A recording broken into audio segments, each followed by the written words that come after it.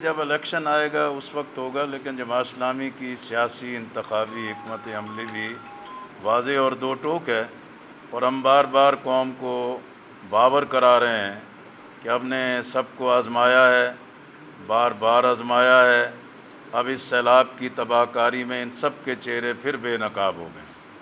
سب نے ان کو دیکھ لیا ہے کہ یہ کتنے پانی میں کھڑے ہیں، ان کی کیا کیفیت ہے۔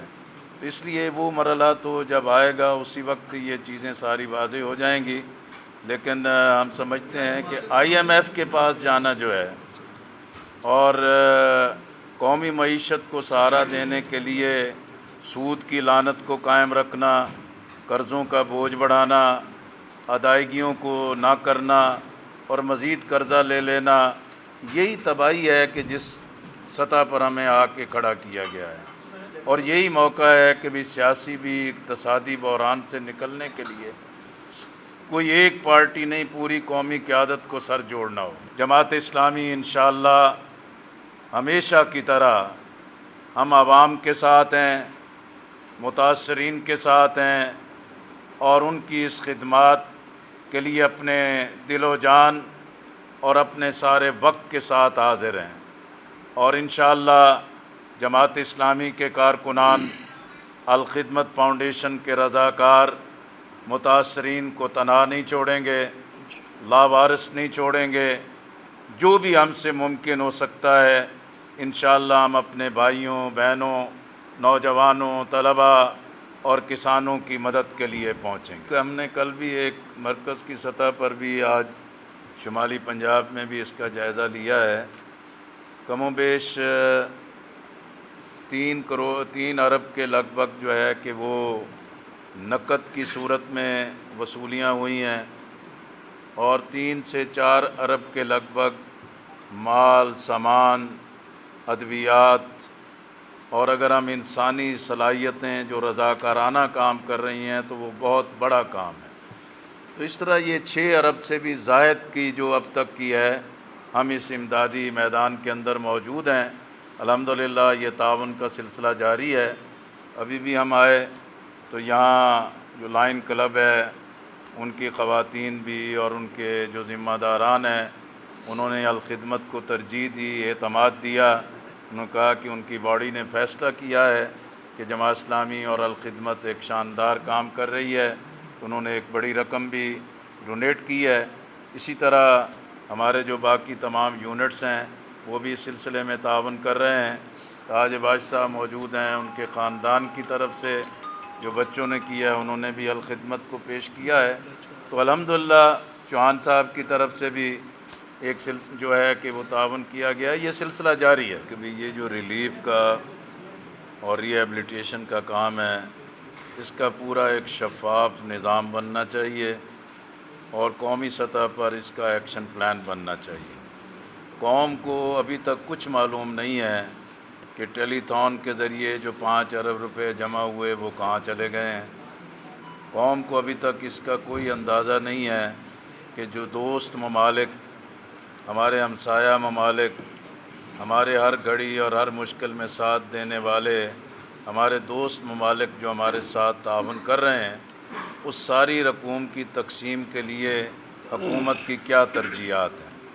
ابھی تک تو لوگ یہ خبریں دیکھ رہے ہیں کہ وڈیروں کی، جاگیرداروں کی، وزراء کی اور ممبران کے ڈیروں پر یہ ساری چیزیں جمع کی جا رہی ہیں، اور عوام تک ایک پسند اور ناپسند کا معاملہ کیا جا رہا ہے۔ اس لیے میں نے یہ گزارش کی ہے کہ ماضی کے تجربات میں ہمارے سامنے ہے کہ زلزلہ متاثرین کے معاملات میں بھی، سیلاب متاثرین کے معاملات میں بھی اس وقت بھی بدعنوانیاں سامنے آئی تھیں، کمیشن بنا تھا، سفارشات آئی تھی، لیکن کوئی اس پر ایکشن نہیں ہوا۔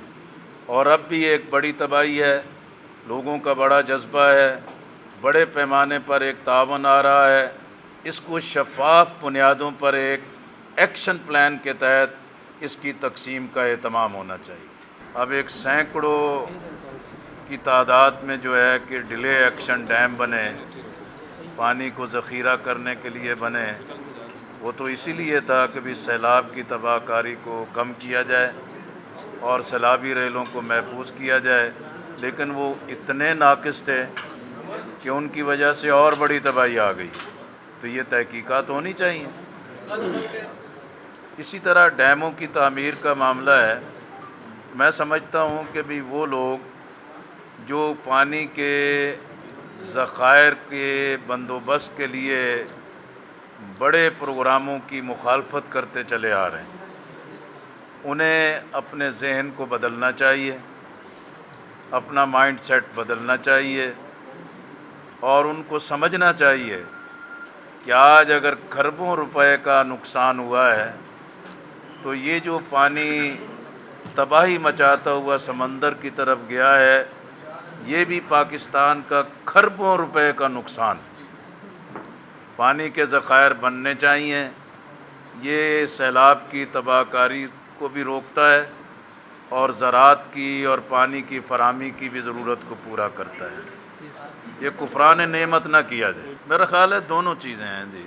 جیسے گلگت بلتستان کا وہ علاقہ ہے جو بالکل شروع میں ہے، وہاں بھی بڑی تباہی آئی ہے. اسی طرح آپ دیکھیں کہ بھئی کالام ہے، مدین ہے، بحرین ہے، یا سوات تک کا پورا علاقہ ہے جہاں بالکل ایک ناجائز تعمیرات تھیں اور جو سیلابی ریلوں کے اندر بہہ گئی ہیں، ایک بہت بڑا نقصان ہوا ہے.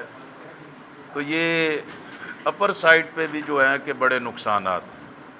اب بلوچستان ہے اور یہ جو خاص طور پہ راجن پور اور ڈیرہ غازی خان میں کو سلیمان اور رت کوئیاں ہیں، اور جو پہاڑوں سے ایک سیلابی ریلا آتا ہے، وہ بھی کوئی اس کے راستے میں نہیں ہے.